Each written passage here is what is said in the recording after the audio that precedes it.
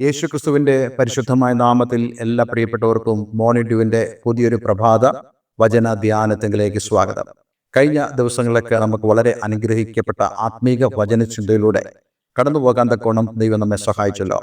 തീർച്ചയായിട്ടും നിങ്ങൾക്ക് ഈ വചനഭാഗങ്ങളെക്കുറിച്ച് നല്ല ഓർമ്മയുണ്ട് എന്ന് ഞാൻ വിശ്വസിക്കുന്നു. ഈ കഴിഞ്ഞ ദിവസങ്ങളൊക്കെ നമ്മൾ ചിന്തിക്കുന്നത് റോമാലേഖനം 8-ാം അധ്യായം അതിൻ്റെ 14-ാമത്തെ വാക്യത്തെ ആസ്പദമാക്കി ദൈവത്തിൻ്റെ ആത്മാവ് നടത്തുന്നവർ എന്നുള്ള വിഷയത്തെക്കുറിച്ചാണ് നമ്മൾ ധ്യാനിച്ചുകൊണ്ടിരിക്കുന്നത്. ദൈവത്തിൻ്റെ ആത്മാവ് നമ്മെ എങ്ങനെയൊക്കെയാണ് വഴി നടത്തുന്നതാണ് നമ്മൾ ചിന്തിച്ചു വരുന്നത്.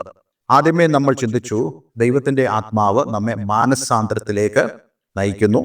രണ്ടാമത് നമ്മൾ ചിന്തിച്ചു ദൈവത്തിൻ്റെ ആത്മാവ് നമ്മെ സ്നേഹത്തിലേക്ക് നയിക്കുന്നു.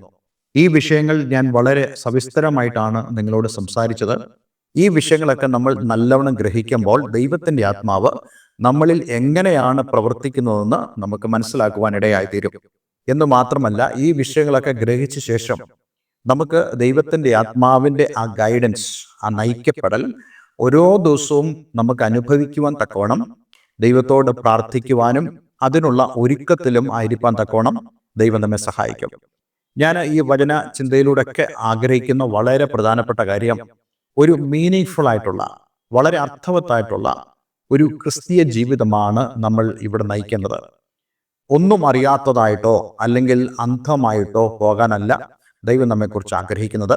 മറിച്ച് നമ്മളുടെ ഓരോ നിമിഷത്തെ ക്രിസ്തുവിനോടൊപ്പമുള്ള ജീവിതം കൂടുതൽ ആസ്വാദികരവും അതേപോലെ തന്നെ ആ ദൈവത്തിൻ്റെ ആത്മീക നന്മകൾ, ദൈവം നമുക്ക് നൽകുന്നതായ ആത്മീക അനുഗ്രഹങ്ങൾ അതിൻ്റെ എല്ലാവിധമായ ആഴത്തോടും അതിൻ്റെ വ്യാപ്തിയോടും കൂടെ അനുഭവിക്കുവാൻ നമുക്ക് സാധിക്കണം.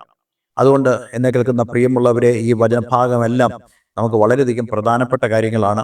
അതുകൊണ്ട് നല്ലവണ്ണം ദൈവവചനം ശ്രദ്ധിക്കുവാനും അതിനനുസരിച്ച് ജീവിക്കുവാനും ദൈവം നമ്മെ സഹായിക്കട്ടെ. ഇന്ന് നമ്മൾ ചിന്തിക്കാൻ ആഗ്രഹിക്കുന്നത് അതിൻ്റെ മൂന്നാമത്തെ പ്രധാനപ്പെട്ട ദൈവത്തിൻ്റെ ആത്മാവ് നയിക്കുന്നതിനെ കുറിച്ചുള്ള പോയിന്റാണ്. He leads us into holiness. അവൻ നമ്മെ വിശുദ്ധിയിലേക്ക് നയിക്കുന്നു. കേവലം നമ്മെ മാനസാന്തരത്തിലേക്ക് മാത്രമല്ല, നമ്മെ സ്നേഹത്തിലേക്ക് മാത്രമല്ല, അവൻ നമ്മെ വിശുദ്ധിയിലേക്ക് നയിക്കുന്നു. ഈ വിശുദ്ധി എന്ന് പറയുമ്പോൾ എന്തുകൊണ്ട് നമുക്ക് വിശുദ്ധി ആവശ്യമായിരിക്കുന്നു എന്നുള്ളതിന് വിശുദ്ധ വേദപുസ്തകത്തിൽ നമുക്കൊരു വാക്യം വായിക്കാൻ കഴിയുന്നുണ്ട്. ഞാൻ വിശുദ്ധനാകയാൽ നിങ്ങളും വിശുദ്ധരായിരിപ്പീൻ. നമ്മൾ ആരെയാണോ സേവിക്കുന്നത്, അതേപോലെ തന്നെ നമ്മൾ ആരെയാണോ നമ്മുടെ ഹൃദയത്തിൽ സ്വീകരിച്ചിരിക്കുന്നത്, അവൻ വിശുദ്ധനാണ് എന്നുള്ള ഒരു കാഴ്ചപ്പാട്, ആ ഒരു യാഥാർത്ഥ്യം, അത് മനസ്സിലാക്കുമ്പോൾ തന്നെ നമുക്ക് വിശുദ്ധി വളരെ ആവശ്യമാണ്. എന്തുകൊണ്ട് മനുഷ്യന് വിശുദ്ധി ആവശ്യമാണെന്ന് ചോദിച്ചു കഴിഞ്ഞാൽ അതിൻ്റെ ഉത്തരം, മനുഷ്യൻ പാപിയായതുകൊണ്ട് അവന് വിശുദ്ധി ആവശ്യമാണ്. ദൈവത്തിൻ്റെ വചനം വളരെ വ്യക്തമായി പറയുന്നു, നീതിമാൻ ആരുമില്ല, ഒരുത്തൻ പോലുമില്ല. ഇന്ന് ഈ ലോകത്തിൽ കർത്താവ് യേശുക്രിസ്തുവിന് ശേഷം വിശുദ്ധൻ എന്ന് അറിയപ്പെടുവാൻ ദൈവത്തിൻ്റെ വചനം പോലും സർട്ടിഫൈ ചെയ്യുന്ന ഒരു വ്യക്തി ഉണ്ടെങ്കിൽ അത് അപ്പോസ്തലനായ പൗലോസാണ്. കർത്താവ് യേശുക്രിസ്തുവിന്റെ അപ്പോസ്തലന്മാരും അതേപോലെ തന്നെ വിശുദ്ധരായ ആളുകളായിരുന്നു. അവർ വിശുദ്ധി സൂക്ഷിച്ചവരായ ആളുകളായിരുന്നു. പക്ഷെ ആ പൗലോസ് തന്നെയാണ് പറയുന്നത്, നീതിമാൻ ആരുമില്ല, ഒരുത്തൻ പോലുമില്ല. ഇത് ഒരു യാഥാർത്ഥ്യമാണ്. ലോകത്തിലുള്ള സഭകളോ സംഘടനകളോ ഒരു വ്യക്തിയെ വിശുദ്ധനായി പ്രഖ്യാപിച്ചാൽ പോലും ആ വ്യക്തി ദൈവത്തിനുപാകെ വിശുദ്ധനാകണമെന്നില്ല. കാരണം ദൈവത്തിന്റെ വചനം വളരെ വ്യക്തമായി പറയുന്നു, നീതിമാൻ ആരുമില്ല, ഒരുത്തൻ പോലുമില്ല. പിന്നെ നമ്മൾ ചോദിക്കുന്ന ഒരു ചോദ്യമുണ്ട്, അങ്ങനെയാണെങ്കിൽ ആരാണ് വിശുദ്ധൻ?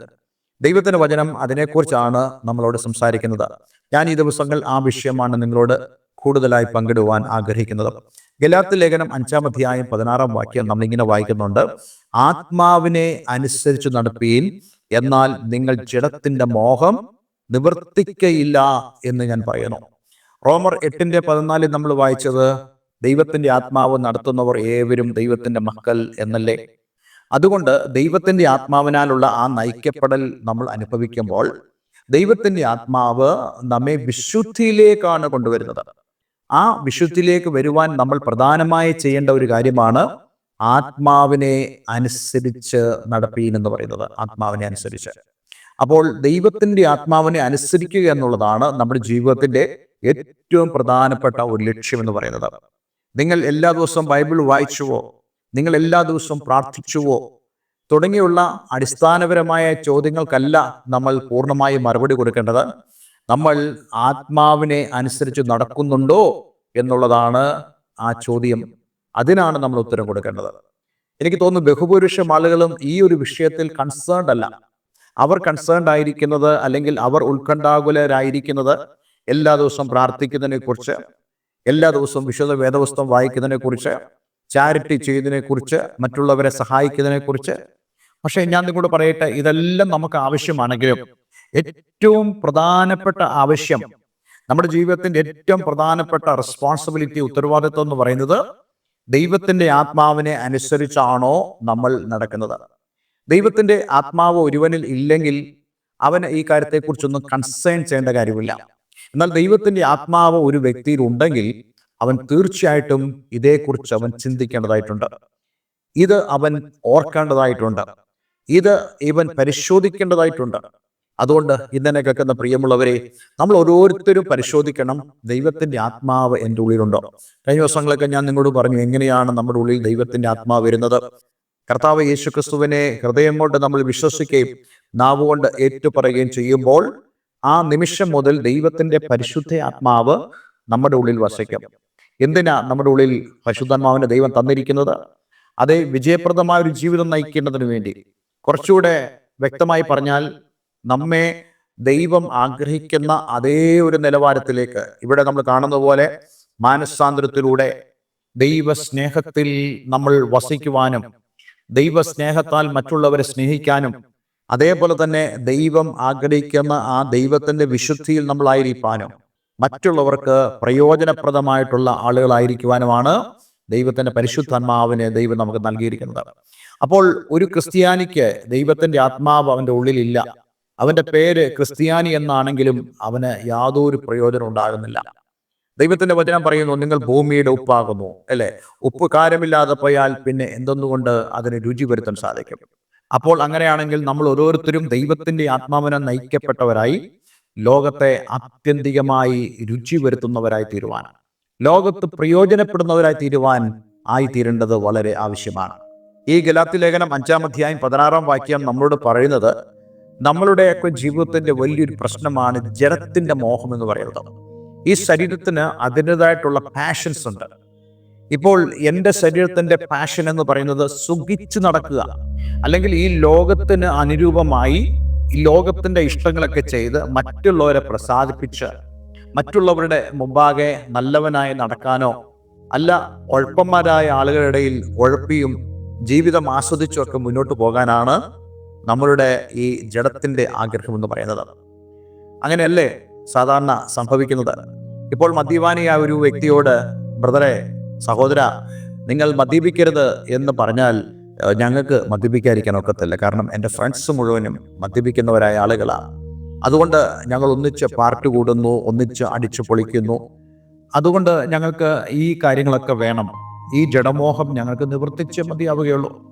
അതേപോലെ തന്നെയാണ് നമ്മുടെ സംസാരങ്ങൾ, മറ്റുള്ളവരെ കുറിച്ച് ഏഷണി പറയുന്നത്, കുശുമ്പ് പറയുന്നത്, അതേപോലെ തന്നെ മറ്റുള്ളവരെ മോശമായി ചിത്രീകരിക്കുന്നത്. ഇതൊക്കെ ലോകത്തിൻ്റെതായ ചില സുഖങ്ങളാണ്. കുറ്റം പറയുന്നത് പോലും സുഖമാണെന്ന് കരുതുന്ന ഒരു കാലഘട്ടത്തിലും ഒരവസ്ഥയിലുമാണ് നമ്മൾ ജീവിക്കുന്നത്.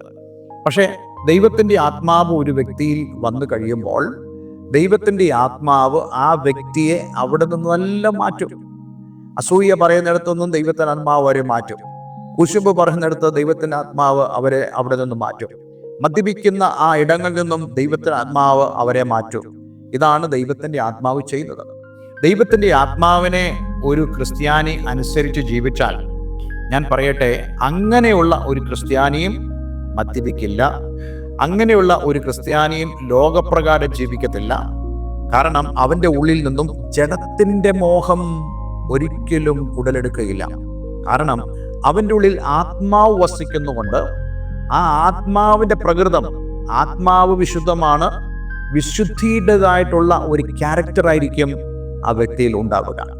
ഇന്ന് ഈ വചനം കേൾക്കുമ്പോൾ നമ്മൾ ഓരോരുത്തരും പരിശോധിക്കണം, വാസ്തവമായിട്ടും എനിക്ക് ഈ വിശുദ്ധിയുടെ നേച്ചറുണ്ടോ? ഇല്ലെങ്കിൽ നമ്മൾ പറയേണ്ടത്, അല്ലെങ്കിൽ മനസ്സിലാക്കേണ്ടത്, നമ്മൾ ഗ്രഹിക്കേണ്ടത്, എൻ്റെ ഉള്ളിൽ ദൈവത്തിൻ്റെ ആത്മാവില്ല.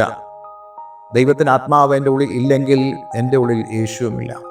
വീട്ടിൽ യേശുവിൻ്റെതെന്ന് കരുതുന്ന ഒരു പിക്ചർ വെച്ചതുകൊണ്ട് നീ ദൈവത്താൽ അനുഗ്രഹം പ്രാപിക്കില്ല. നമ്മുടെ മാലയുടെയൊക്കെ അറ്റത്ത് ഒരു ക്രൂശിത രൂപം ഇട്ടതുകൊണ്ട് നമ്മൾ അനുഗ്രഹം പ്രാപിക്കില്ല. കർത്താവ് എന്താ പറയുന്നത്? കർത്താവ് പറയുന്നത്, ഞാൻ വാതിൽക്കൽ നിന്ന് മുട്ടുന്നു, ആരെങ്കിലും എൻ്റെ ശബ്ദം കേട്ട് വാതിൽ തുറന്നാൽ ഞാൻ അവൻ്റെ അടുക്കൽ വന്ന് അവൻ എന്നോടും ഞാൻ അവനോടും അത്താഴം കഴിക്കും. This is A spiritual fellowship. ഇതൊരു ആത്മീയ കൂട്ടായ്മയാണ്.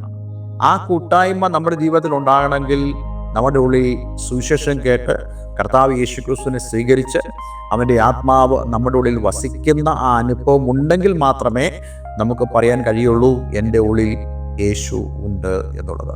അതുകൊണ്ട് ഇന്ന് ഞാൻ നിങ്ങളോട് ഈ വചനത്തിലൂടെയൊക്കെ പറയാൻ ആഗ്രഹിക്കുന്ന ഒരു കാര്യം, നിങ്ങളുടെ ഉള്ളിൽ യേശു ഉണ്ടോ എന്ന് നിങ്ങൾ നന്നായിട്ട് പരിശോധിക്കേണ്ടത് വളരെ ആവശ്യമാണ്. ഇന്ന് ഈ സന്ദേശം ഞാൻ ഇവിടെ നിർത്തുക. ദൈവം അനുവദിച്ചാൽ അടുത്ത ദിവസം ഇതിൻ്റെ ബാക്കിയായിട്ടുള്ള ഭാഗങ്ങൾ നമ്മൾ ചിന്തിക്കുന്നതാണ്. പക്ഷെ ഇന്ന് ഒന്ന് പരിശോധിച്ചേ, ഞാൻ വാസ്തവമായിട്ടും ദൈവത്തിൻ്റെ ആത്മാവ് ഉള്ളിൽ വസിക്കുന്ന ഒരു വ്യക്തിയാണോ? ഒരുപക്ഷെ നിങ്ങൾ ഈ വചനം കേൾക്കുമ്പോൾ നിങ്ങൾ ചിന്തിക്കുന്നുണ്ടാകും, ഇത് പുതുതായി ദൈവസ്ഥലിലേക്ക് വരുന്നവരായ ആളുകൾക്കുള്ള സന്ദേശമാണ്. അല്ല, അവർക്ക് മാത്രമുള്ളതല്ല. മറിച്ച് നമ്മളെല്ലാവരും എത്ര വർഷമായോ നിങ്ങൾ ഈ കർത്താവിനെ പിൻപറ്റുന്നത്, പക്ഷെ ഇപ്പോൾ നിങ്ങളുടെ അവസ്ഥ എന്താണ്? ദൈവത്തിൻ്റെ ആത്മാവ് നിങ്ങളെ നയിക്കുന്നു എന്നുള്ള ആ ഉറപ്പ് നിങ്ങൾക്കുണ്ടോ? ദൈവത്തിൻ്റെ ആത്മാവ് നിങ്ങളെ നയിക്കുമ്പോൾ നിങ്ങൾക്ക് ആവശ്യമുണ്ടാകേണ്ടതായ ജഡത്തിൻ്റെ മോഹങ്ങളിൽ നിന്നും ഉള്ള വിടുതൽ നിങ്ങൾ പ്രാപിക്കുന്നുണ്ടോ? ഇല്ലെങ്കിൽ ഇന്ന് നമ്മെ തന്നെ ദൈവങ്ങളിലേക്ക് ഒന്ന് സമർപ്പിക്കാം. കർത്താവേ, ഞാനിതാ അങ്ങയുടെ അടുക്കിലേക്ക് അടുത്തു വരുന്നു, അങ്ങയെ ഞാൻ വിശ്വസിക്കുന്നു, അങ്ങയെ ഞാൻ സ്വീകരിക്കുന്നു എന്ന് പറയുമ്പോൾ നമ്മുടെ ഉള്ളിൽ ദൈവത്തിൻ്റെ ആത്മാവ് വസിക്കുവാൻ ആരംഭിക്കും. ദൈവത്തിൻ്റെ ആത്മാവ് വസിക്കാൻ തുടങ്ങുമ്പോൾ അതേ ആത്മാവിൻ്റെ ഫലങ്ങൾ മാത്രമേ നമ്മുടെ ജീവിതത്തിൽ ഉണ്ടാകുള്ളൂ. അല്ലാത്ത ഫലങ്ങൾ നമ്മുടെ ജീവിതത്തിൽ ഉണ്ടെങ്കിൽ അതിനർത്ഥം ദൈവത്തിൻ്റെ ആത്മാവ് നമ്മളിൽ ഇല്ല എന്നുള്ളതാണ്. അതുകൊണ്ട് നമുക്ക് നമ്മളെ തന്നെ ദൈവങ്ങളിലേക്ക് ഒന്ന് സമർപ്പിക്കാം. ഒരു നിമിഷം പ്രാർത്ഥിക്കാം. സ്വർഗീയപിതാവേ, എന്ന് ഞങ്ങളെ കേൾപ്പിച്ച വളരെ അനുഗ്രഹിക്കപ്പെട്ട സന്ദേശത്തിനായി സ്തോത്രം. ഈ വചനം കേൾക്കുന്ന ഏവരെയും ഞാൻ യേശുവിൻ്റെ നാമത്തിൽ അനുഗ്രഹിക്കുന്നു. കർത്താവേ, ഞങ്ങളുടെയൊക്കെ ജീവിതം പലപ്പോഴും പേരിൽ ഞങ്ങൾ ക്രിസ്ത്യാനി ആയിരിക്കാം, ഞങ്ങൾ പേരിൽ യേശു ക്രിസ്തുവിനെ അറിയുന്നവർ എന്ന് പറയുന്നവരായ ആളുകളായിരിക്കാം. പക്ഷേ കർത്താവ് ആഗ്രഹിക്കുന്നതായ ആ ഒരു അനുഭവത്തിലൂടെ ഞങ്ങൾ കടന്നു പോകാത്ത അനുഭവങ്ങൾ ജീവിതത്തിൽ ഉണ്ടെങ്കിൽ, ഞങ്ങൾക്ക് അത്രത്തോളം ഒരു ധൈര്യം ആ കാര്യത്തിലില്ലെങ്കിൽ, ഇന്ന് എന്നെ കേൾക്കുന്ന പ്രിയമുള്ളവരുടെ ജീവിതത്തിൽ ആ ആത്മീയമായ അനുഗ്രഹവും ദൈവീകമായ വിടുതലും അവർ അനുഭവിച്ചറിയുവാൻ അങ്ങ് സഹായിക്കണമെന്ന് പ്രാർത്ഥിക്കുന്നു. അങ്ങ് ഞങ്ങളുടെ പ്രാർത്ഥന ശ്രദ്ധ വെച്ച് കേട്ടതിന് നന്ദി. യേശു ക്രിസ്തുവിൻ നാമത്തിൽ തന്നെ ആമേൻ, ആമേൻ.